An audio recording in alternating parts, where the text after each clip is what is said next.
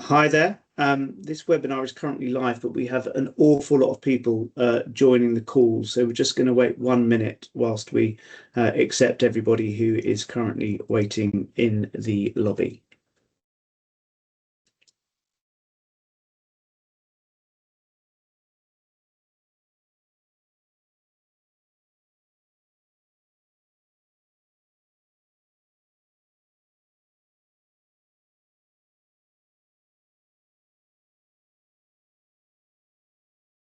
Right, well, the numbers are beginning to reduce and we are short on time currently. So we will get started. Hello and welcome to this Maritime London briefing on the current situation in the Strait of Hormuz. My name is Joss Standerwick. I am a consultant at Maritime London and head of membership at the Baltic Exchange. Since the start of the conflict on the 28th of February, there has been a huge amount of coverage, particularly in the mainstream media, but obviously also in the shipping media, in regards to the Strait of Hormuz in terms of vessels transiting, the current reaction to the war risks market, and of course the consequential effects on contractual relationships. I think given the nature of the complexity of this incredibly dynamic environment, much of the reporting that we have seen so far, perhaps and no fault of the journalists who have reported, but has misrepresented some of the complexity that the market is currently going through.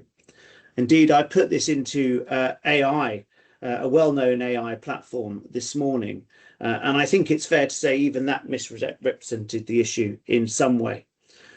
So hopefully throughout this briefing today, we will go some way to fixing that AI learning algorithm. Now, I know firsthand how busy individuals who are directly exposed and dealing with this current situation are right now. So I'm incredibly grateful to our three panelists for the time that they have taken to present to us all today. So I will introduce those panelists now. We have Salim Khan, Chief Data and Analytics Officer at Polestar Global. We have Neil Roberts, Head of Marine and Aviation at the Lloyd's Market Association.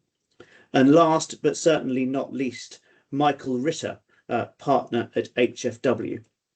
Now, before we get started, I will just go through some housekeeping. This webinar is being recorded and a copy will be sent to all of those that have registered. We will look to answer appropriate questions towards the end of the webinar, but please be informed we have over 600 people registered today, so we won't be able to get through all of the questions. And if I could ask you all to put questions in the Q&A function rather than the chat function, and then we'll make sure we capture those.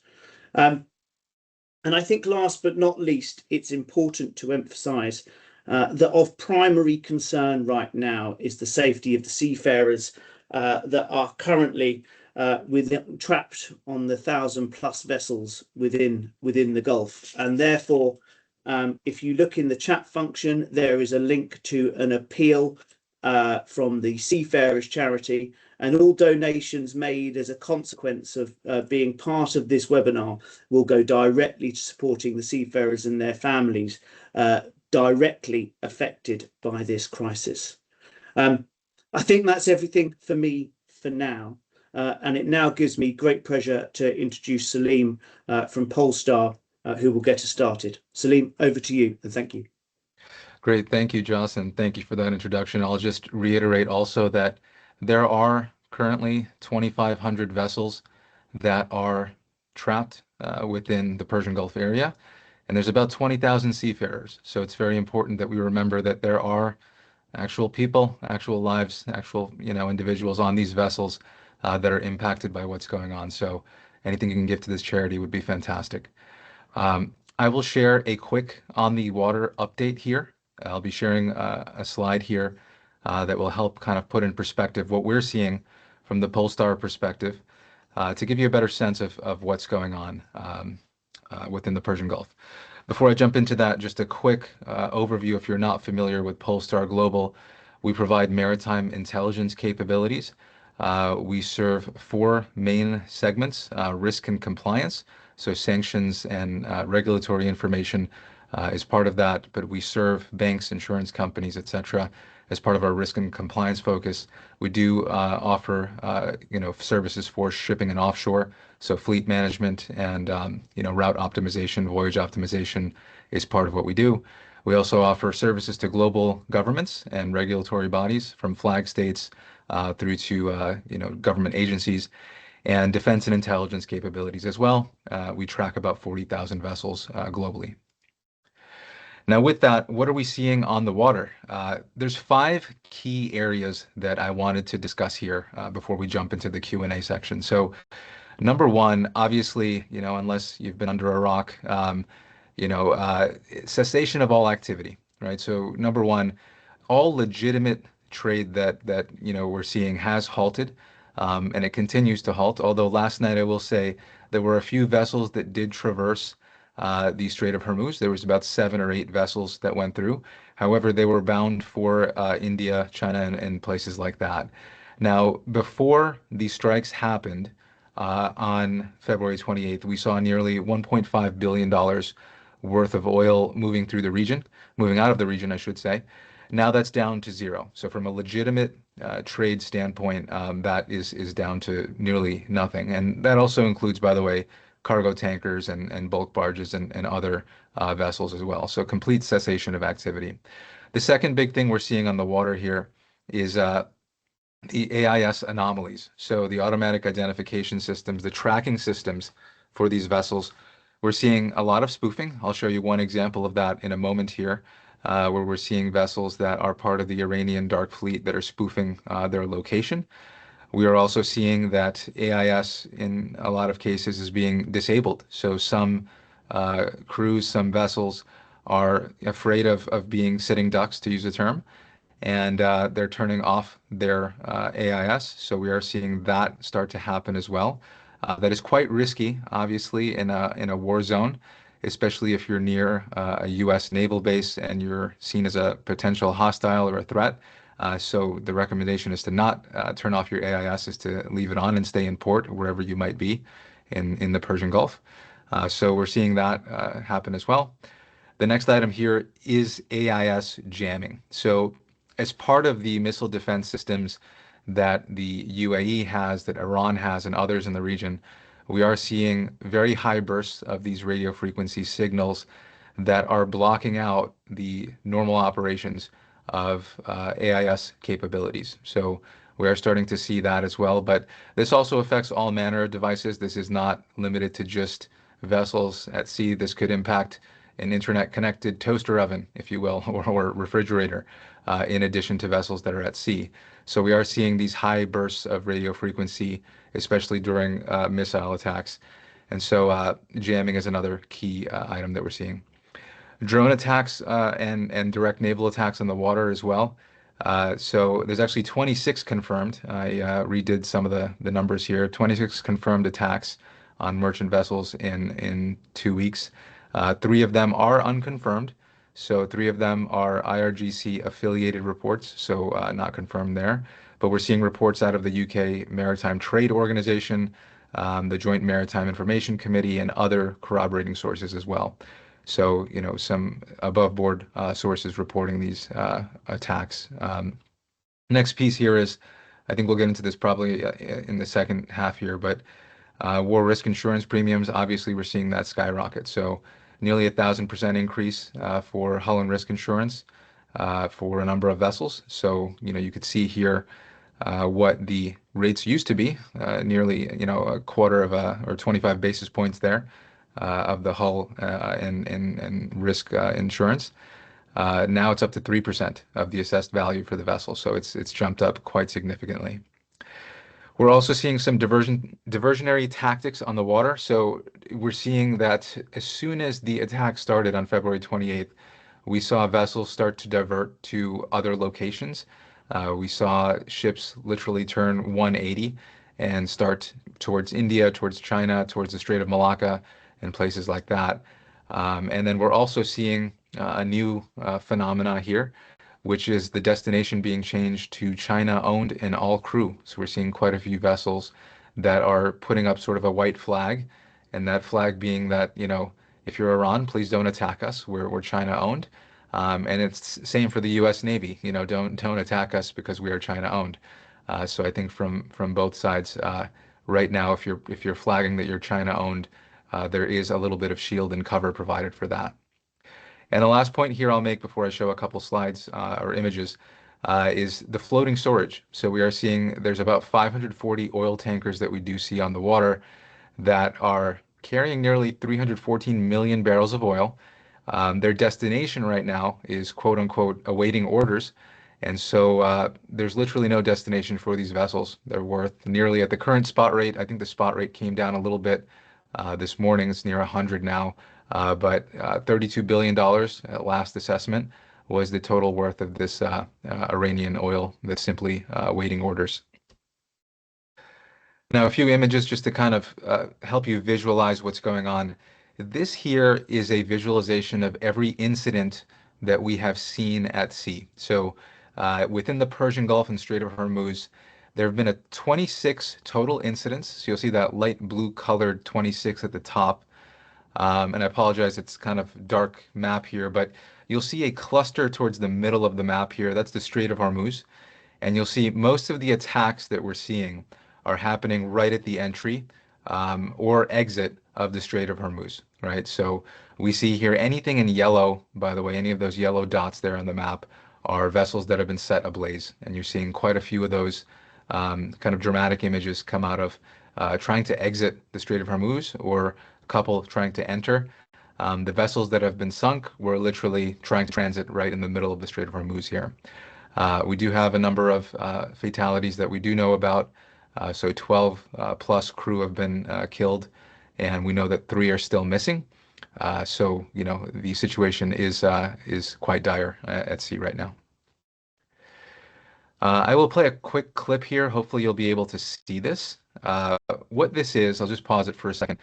This is a view of the movement of the Iranian Dark Fleet. So what this is showing is where, if the Iranian Dark Fleet has their AIS enabled, and we are tracking the ones that do have it enabled, where are they going ever since February 28th, all the way up until a few days ago on March 12th. And you'll see a cluster of activity, obviously, in the Persian Gulf, but you'll see most of the activity is centered around going through India, stopping off in Bangladesh, and then going through the Strait of Malacca and up through to China. So I'll let this video play out, and you'll start to see here some of that movement. You will see a little bit of a cluster of activity here in Eastern Africa as well, but it seems to be vessels just kind of anchoring and bunkering there. But you'll see most of the activity that's happening, that continues to happen, is kind of going through India, Strait of Malacca, and up to China. Let me move forward here. Here's an example of AIS spoofing. So this is one vessel, the NV Aquamarine, which is confirmed to be part of the IRGC Iranian Dark Fleet. This particular vessel entered the Strait of Hormuz around March 11th, a few days ago. And interestingly, within 1 hour, it jumped all the way near Basra. And it was traveling at a speed of 102 knots, which is, I think, about 188 kilometers per hour. I don't think most Formula One race cars can go that fast, so obviously it is spoofing its location. And so we see that jump here, and then once again we see a jump to it being somewhere between Qatar and Dubai. And once you zoom in on that, you actually do see that it is spoofing its location quite a bit. So it's jumping around quite a bit. So classic signs of spoofing going on here with that particular vessel. Now, one last slide here, one last item everyone should be aware of is the ecological risk. So with the Iranian Dark Fleet, the estimate is about 100 to 120 Dark Fleet oil tankers are out on the ocean. We have about 94 vessels within our data set that we've identified. We've analyzed that 29 of these vessels went dark right after Maduro's capture. So, that idea that they went dark right after signals that, okay, these are probably part of the Dark Fleet. And so we looked at those 29 particular vessels.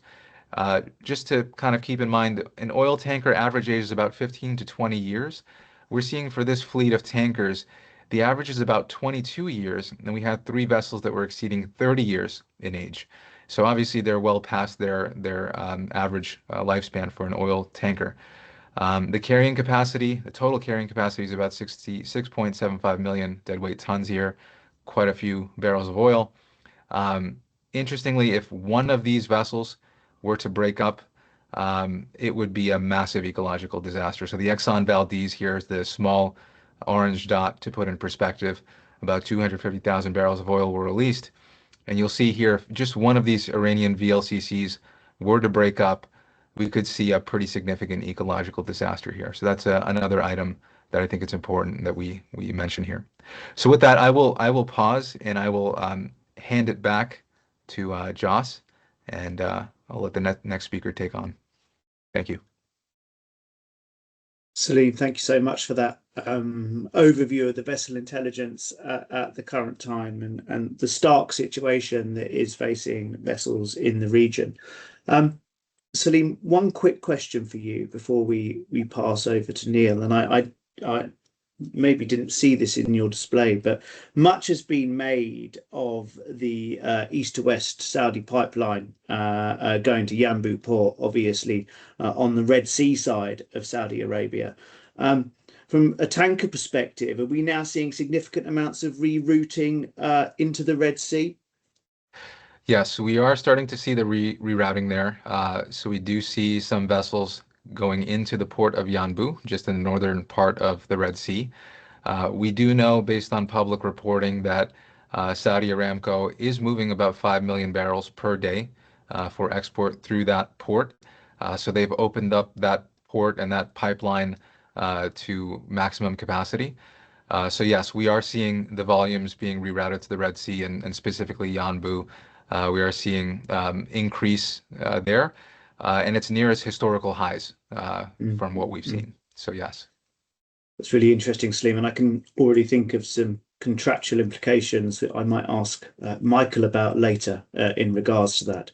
But now I'd like to pass the floor over to Neil. And those of you who have been unable to access the slides in the chat, you'll be pleased to hear that I believe that Neil won't be presenting any slides. He will be doing a verbal presentation. Neil is, as I said, Head of Marine and Aviation at the Lloyd's Market Association. He provides the Secretariat for the Joint War Risks Committee and therefore is uniquely well placed to provide us with an overview of the market reaction to the current crisis. And Neil, again, thank you for taking the time. I know this is an exceptionally busy time for you. Neil, over to you.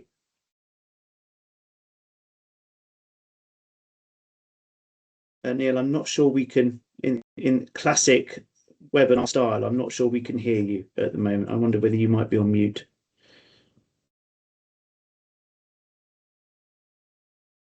No, we still can't. We still can't hear you.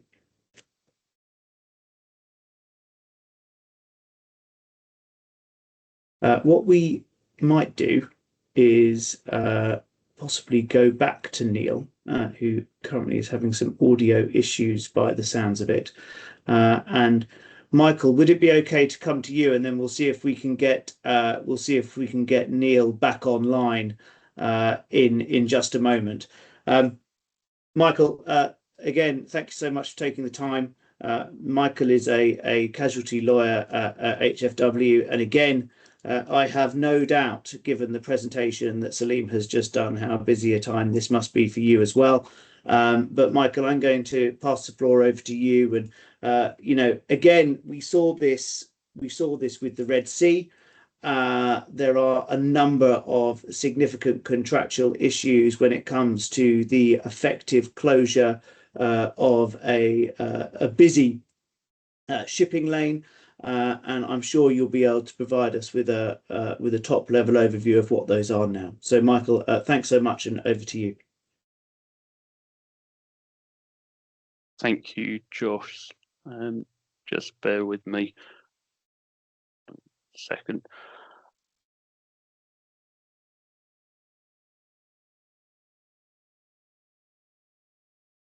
Hopefully, my slides will be shared imminently.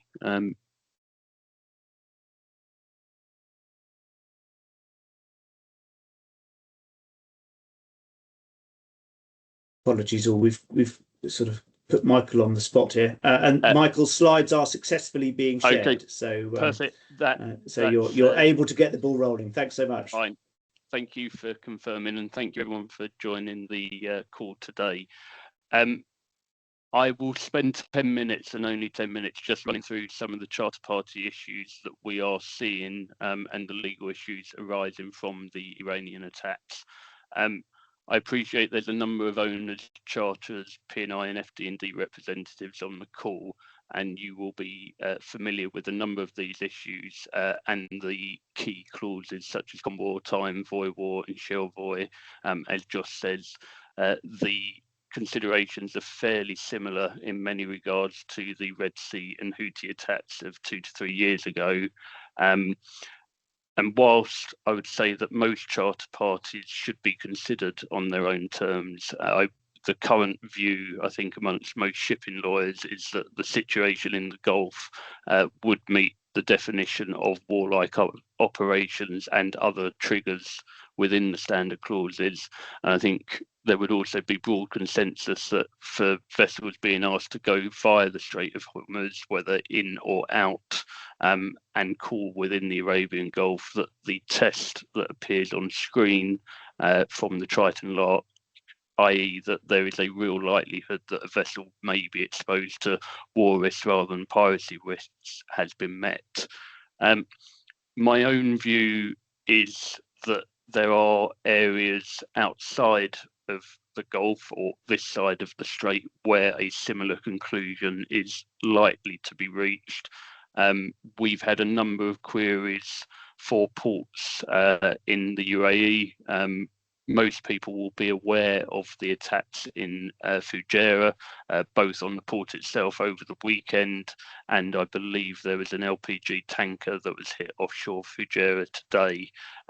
We've also had queries and seen incidents in relation to Oman, and owners perhaps fairly being reluctant to call in those ports. I think my own view is that they are a legitimate decision, and I think a tribunal would probably be slow to conclude that it was unreasonable for a master, or it wasn't unreasonable for a master not to proceed to those ports. Without stealing Neil's thunder, if he gets back on, we're also mindful that the Joint War Committee in JWLA 33 has extended the additional war risk premium and listed areas outside of the immediate area, for example, to include Oman. I would, though, say that charterers are more likely to push back the further far afield you get outside of the Arabian Gulf itself. The last point on the slide has also come up in a few advices, and again, people will be aware of phrases like always allowed in the context of Suez, Gulf of Aden and the piracy cases, and again, following the incidents off of Yemen. My own view is that where charter parties are dated prior to the 28th of February, this phrase is not likely to prevent an owner from refusing or relying on their war risk clause protection on the basis that they would say probably quite fairly that since Operation Epic Fury, there has been a material change in the risk profile. Whether the same is true, and I would say care would need to be taken more so in relation to March charter parties, when perhaps people and commercial parties became aware of the issues. Hopefully, I've just moved on to slide number 2. Again, if someone can shout if that's not the case, I would say that there are some novel issues that we are seeing in the present conflict, mainly to do with the unique geography of the Strait of Hormuz and the Arabian or Persian Gulf. The war risk clauses are generally quite good and provide clear mechanisms for how to deal with an alternative route, and the primary example, and everyone's aware of the debate as to whether 2 years ago you would transit through the Red Sea and Suez, or whether you would take the longer route around the Cape of Good Hope. The issue we have in this case is there is really only one route in and out of the Arabian Gulf, namely through the Strait of Hormuz. And where that route is not available, it is less clear how the key clauses will deal with that, and how an owner will or won't be compensated in terms of hire, potentially demurrage, potentially an adjustment of freight, where, if anything, the voyages may become shorter, or indeed not continue at all. We may also need to look at blockade, and again, going further back in time, there's some fairly detailed case law in terms of the Suez Canal in the 1960s. Again, the cases in the 60s tended to deal with the position where there was a risk, or people were aware of the potential for a blockade, and charters were still ordering owners in. In that situation, I think the English court held that there would be an entitlement for the owners to claim damages for detention. And I think this would hold true for vessels that perhaps after the 28th of February, or certainly early March, were still being ordered through. There's probably a decent claim. What's less clear is whether an owner could rely on the same case law in circumstances where they were already operating within the Gulf. Let's take a charter party in February, or voyage orders issued in January or February. At that point, there is probably no doubt that the orders were lawful, that calling in the Gulf would have been prospectively safe, and so the same consequence may not be true, and it may be left with the situation where the owners are attempting to rely on an implied indemnity with charter's orders, which will be a lot more difficult. I think the other charter party issue, and I will only talk about the charter party side rather than the insurance side, are the debates and queries around the additional war risk premiums. In the majority of charter parties and war risk clauses, there will be terms which specify those are for charterers' accounts. Obviously, at the time they were concluded, the premiums were much lower. Now we are seeing between 0.5 and 3.5 of whole values for potentially 7 days of hire. The charter parties will also commonly cap a charterer's exposure for perhaps $20,000, $30,000, $40,000 US. In that situation, there is obviously a large delta, and the question is who pays the gap, or between what the insurance is now and what the insurance was thought was likely to be at the time the voyage was fixed. I think the two potential outcomes are that the English courts would apply the cap, and in doing so, that would obviously favour the charters. Equally, an owner may well try to argue, a bit like on the always allowed language, that there's been a material change in risk, such that the cap should no longer be implied. I think those of you drafting charter parties, I saw one neat solution that I would like to take the credit for, but unfortunately the client had done it of their own volition, where the cap was included, but it was valid only in the event of no incident or further incident. Looking slightly ahead to issues that may come up if we're still in this situation in a month or so's time, are issues such as frustration. Again, these came up in discussions following the Yemeni and Houthi attacks. At the present time, I think it's fairly likely that charter parties won't be considered frustrated. The general approach to English law is that frustration has to result from something, that an event that's caused the performance of the contract to be very different from that was agreed at the outset. and it's very, very difficult for a simple delay to give rise to a frustrating event. However, you can get to the stage where a delay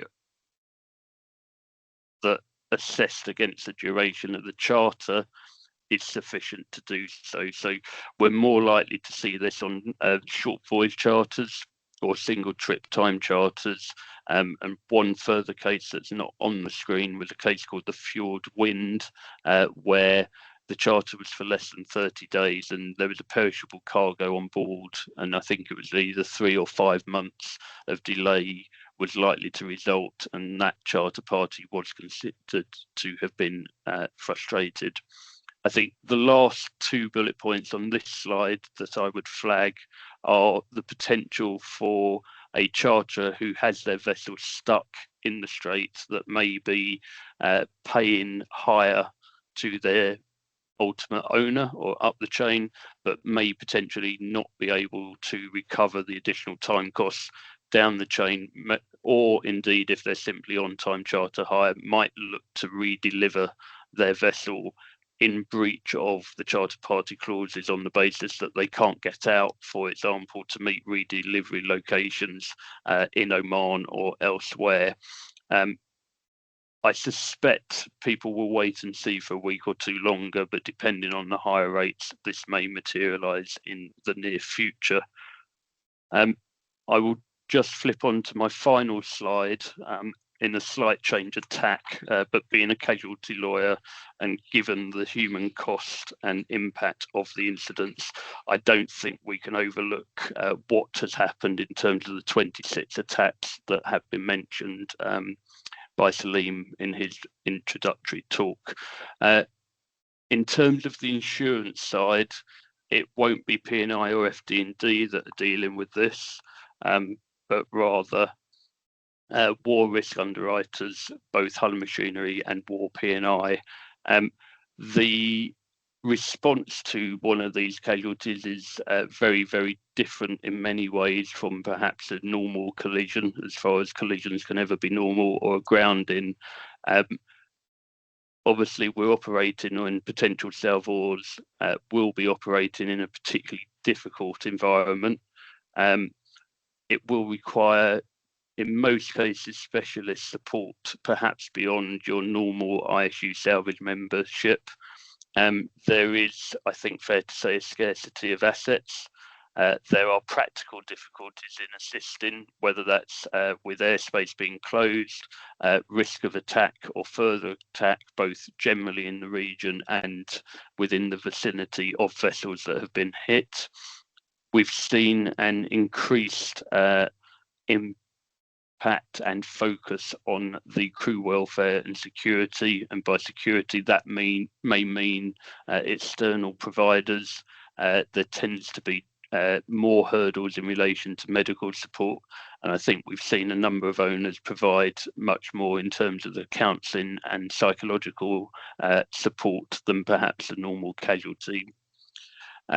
Having been involved in responses on a few of the vessels unfortunately affected in the region, I would simply conclude, and to go back to the charter party analysis, that where parties are debating over where to send a vessel, the legal niceties of a charter party clause, and where and when to give voyage orders and whether to accept them, please don't forget the impact of an incident should one arise.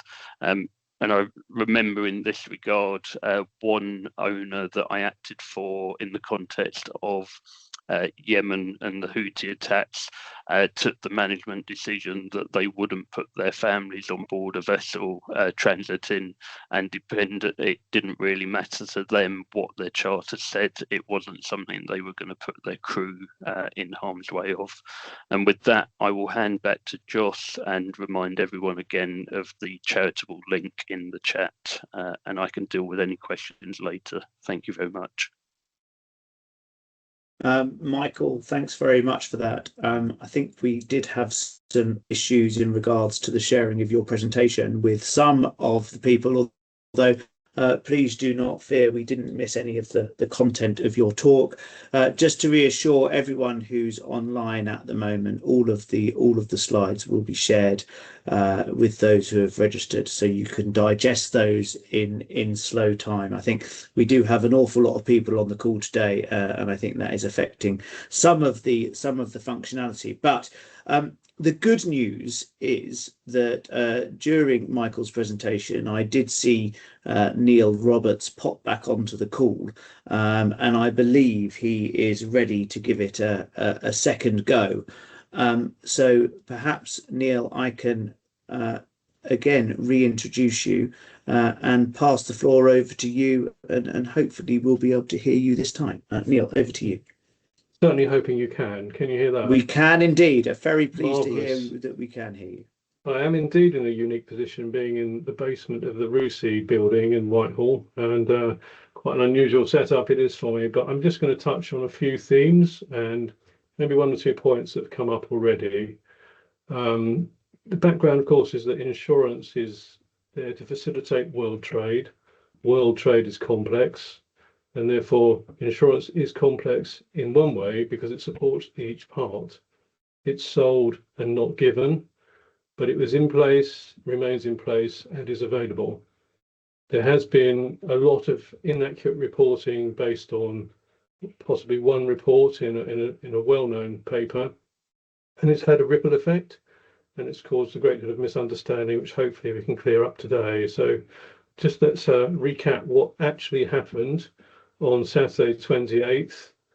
The Joint Liability Committee released a model notice of cancellation which enabled review of the risks. This was aimed at the non-IG risks. IG is not cancelable, so it was aimed at the charterers, the non-poolables, and all it was doing was enabling the underwriters to do what the Joint War Committee underwriters do, and that's assess voyages on a case-by-case basis. Following that, the Joint War Committee adjusted the listed areas, as we've heard, not just Oman, but it was considered that all of the previously exempted US bases in the region, ones with US alliances, they would be potential targets and therefore should be notification areas. So that I'll explain a little bit about that, because those of you not familiar with the Joint War Committee, it is elected. It consists of underwriters from both the London markets, so the companies and the syndicates in Lloyd's. It has professional advisors, normally meets quarterly. It has reports from those advisors, and it does not set rates. It does issue the listed areas, which is a list of those areas exposed to risks that enhance the exposure in the war risk covers. And war risk gives more than just kinetic risk. It gives confiscation, requisition, and other perils, including strikes, piracy, and so on. So what it does is require owners who go to the listed area to notify their underwriters in advance. War has a two-tier premium, and I think we could describe the annual premium as extremely good value. It's a bit like the car insurance. It enables you to go most places, but where you go somewhere which is on the list, then you have to talk to your underwriters via the broker. So that's why that mechanism has been in place for a long time, and it works to enable owners that are in areas of conflict. And what's happened now is that underwriters have had to adjust for that conflict. And we've heard a lot of numbers. Numbers are often emotive, especially when they're described as skyrocketing, which is possibly the wrong term when you've got missiles flying about. But let's just think for a moment that the risk profile has changed totally from when the original contracts were agreed. And we've heard mention of 23 to 26 vessels hit already. So if you are a prudent person, you would think that is an increase in risk, which requires an increase in premium to pay for those losses, because the peacetime level is simply insufficient for a widespread conflict of this nature. We've seen indiscriminate targeting. It's really about the Iranians appearing to cause economic distress to the neighbor countries and to other countries that depend on the Strait in order to put pressure on the US. It's a fairly clever strategy, but it's a fairly obvious one. And it seems to be something they can exert for a long time. What hasn't been so clear to people in the insurance market and maybe elsewhere is what the will is of Iran to actually physically close the straits, given that they depend on it just as much as the other countries do for their income.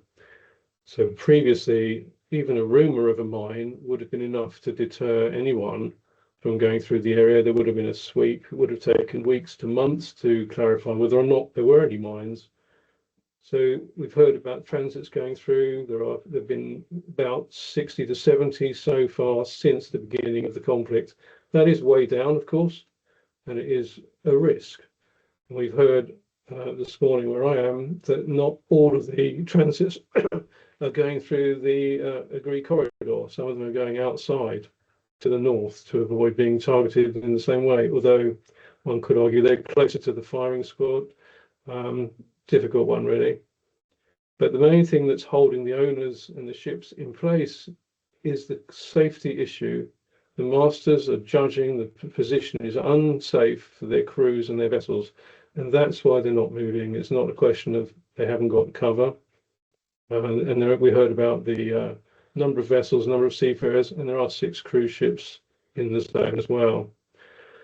We've seen the US offer of help in terms of an insurance facility, which has been announced with Chubb in the lead, which is, we believe, linked to naval escorts. But as General Kane was, when he was questioned about this last week, that the US was not really in a position to say what the details were, but they would be looking at it.